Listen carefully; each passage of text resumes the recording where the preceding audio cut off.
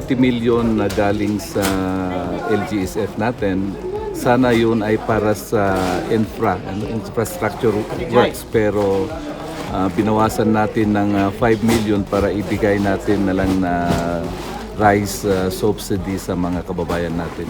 Considering na yung marami tayong nagka-problema ngayon with regards sa oil price hike, so para naman matulungan natin itong mga kababayan natin, nag-allot tayo ng 5 million galing sa LGSF para ganoon may maitulong din tayo sa mga kababayan. Well, itong first batch, ibigyan natin lahat yung mga household po.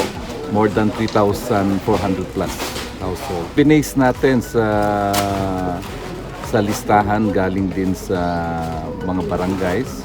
Kaya lahat ng mga kabahayan mabigyan po itong rice subsidy. Lahatan na, hindi lang yung hindi na pinipili, lahatan na para mabigyan lahat ng mga kababayan natin.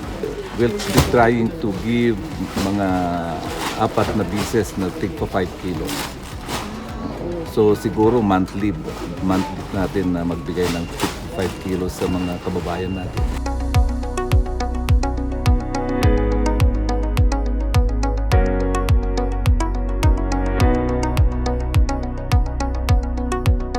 Thank you so much. Hindi na ito na subsidy na nag-appointee kami ako president and then the reform plan.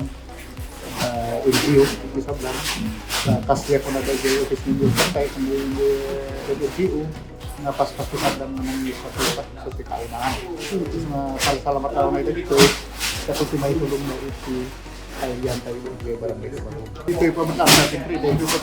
Dahil this is a CBMS at 196 households. Sa bagay, kailangan kayo na kumunan mo dyan, kaya sityo ka rin lang, kaya sityo sa doon. Kaya dito masuk ang kakalsada. Tapos ito yung klase sa parang distribution, ito kaya pinabuhan, ipamili. Kaya mismo dyan sityo pinabuhan, kaya para kanakuhan. Okay lang, ito yung sintro awat yung problema. No, lagi kay dito na isulibat kan. Makalit na kontak tayo na anak ni family jay na isudat akan mga. At least with the